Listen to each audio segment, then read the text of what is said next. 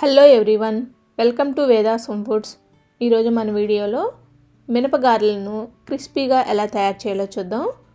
ఈ గారెలు అయితే పైన గోల్డెన్ బ్రౌన్ కలర్లో కరకరలాడుతూ లోపల చాలా స్మూత్గా ఉంటాయండి.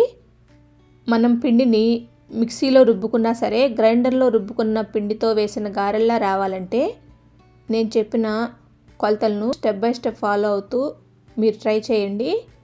మీరు కూడా చాలా సింపుల్గా ఈ మినపగారెలను ఈజీగానే ప్రిపేర్ చేసుకోవచ్చు. మరి లేట్ చేయకుండా ఈ గారెల తయారీ ప్రాసెస్ని ఇప్పుడు స్టార్ట్ చేద్దాం.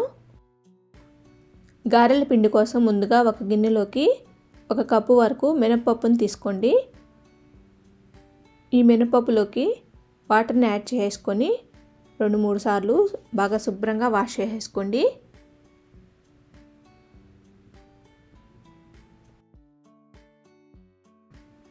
వీటిని నీట్గా వాష్ చేసుకున్న తర్వాత ఈ మినపప్పు నానడానికి సరిపడా వాటర్ని యాడ్ చేసుకొని ఈ మినపప్పుని 4 నుండి 5 గంటల పాటు బాగా నానబెట్టుకోండి.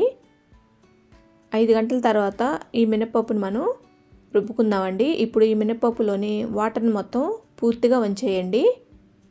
నీళ్ళు వంచేసిన తర్వాత ఈ మినపప్పుని ఒక మిక్సర్ జార్లోకి యాడ్ చేసుకోండి. తర్వాత ఇందులోకి 1/2 టీ స్పూన్ లేదా మీకు రుచికి సరిపడా సాల్ట్ని యాడ్ చేసుకోండి. అలానే 1 ఇంచు వరకు అల్లం ముక్కను తీసుకొని ఇలా చిన్న చిన్న ముక్కలుగా కట్ చేసుకొని ఈ అల్లం ముక్కల మొత్తాన్ని యాడ్ చేసుకోండి. అలానే 2 పచ్చిమిరపకాయలను కూడా యాడ్ చేసుకోండి. మీకు ఈ పచ్చిమిరపకాయల మంట తక్కువగా ఉన్నట్లయితే ఇంకో 2 వరకు యాడ్ చేసుకోండి. తర్వాత వాటర్ని ఏమీ యాడ్ చేయకుండా ఫస్ట్ ఇలానే గ్రైండ్ చేయండి. మీరు గ్రైండ్ చేసేటప్పుడు మరీ టైట్గా అనిపిస్తే 2 టేబుల్ స్పూన్ల వరకు వాటర్ని యాడ్ చేసుకొని ఈ విధంగా వీలైనంత స్మూత్గా గ్రైండ్ చేసేసుకోండి. ఈ పిండి అనేది లూజ్గా అస్సలు ఉండకూడదండి, ఇలా గట్టిగా ఉండాలి. మీరు పిండిని లూజ్గా రుబ్బుకున్నారంటే గారెలు వేసుకోవడానికి వీలుగా ఉండదండి. వీలైనంత వరకు ఈ విధంగా గట్టిగా రుబ్బుకోండి.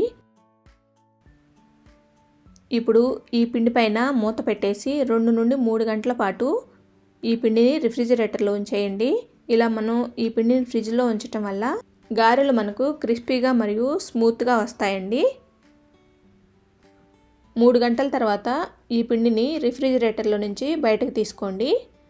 మీకు ఫ్రిడ్జ్లో పెట్టడానికి టైం లేనట్లయితే ఈ పిండిలోకి 1/4 టీ స్పూన్ వరకు వంట సోడాని యాడ్ చేసుకొని హ్యాండ్ విస్కర్తో 2 నిమిషాల పాటు బాగా బీట్ చేసుకోండి. ఇలా చేసినా సరే గారెలు అనేవి మనకి క్రిస్పీగా వస్తాయండి.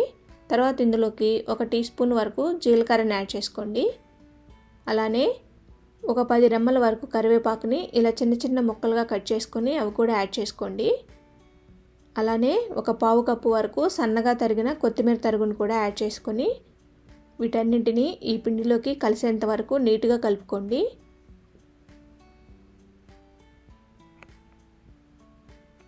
ఈ విధంగా కలిపిన తర్వాత ఈ పిండిని పక్కన పెట్టేసుకోండి.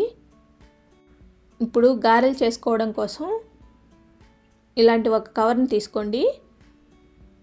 ఈ కవర్ పైన కొంచెం వాటర్ని స్ప్రింకిల్ చేసేసి నీట్గా స్ప్రెడ్ చేసుకోండి. ఇప్పుడు చేతిని తడి చేసుకొని మీకు ఏ సైజులో అయితే గారెలు కావాలో ఆ సైజులో సరిపడా పిండిని తీసుకొని ఈ కవర్ పైన ఉంచండి. ఈ విధంగా మీకు ఎన్ని గారెలు ఫ్రై చేసుకోవడానికి వీలుగా ఉంటాయో అన్ని గారెల వరకు ప్రిపేర్ చేసేసుకొని ఈ గారెలకు ఈ విధంగా హోల్స్ని కూడా పెట్టుకోండి. ఇప్పుడు ఈ గారెలు మనం ఫ్రై చేసుకుందాం. స్టవ్ మీద ఆయిల్ పెట్టేసి ఈ ఆయిల్ బాగా వేడైన తర్వాత ఈ గారెలు మొత్తాన్ని ఈ ఆయిల్లోకి నెమ్మదిగా యాడ్ చేసుకోండి.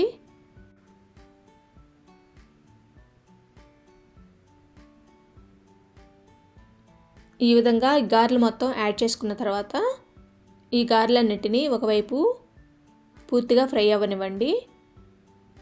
ఒకవైపు ఫ్రై అయిన తర్వాత వీటిని టర్న్ చేసుకోండి. ఈ గారెలను మధ్యలో టర్న్ చేసుకుంటూ గోల్డెన్ బ్రౌన్ కలర్ వచ్చేంత వరకు నీట్గా ఫ్రై చేసుకొని ఆయిల్లో నుండి బయటకు తీసుకోండి.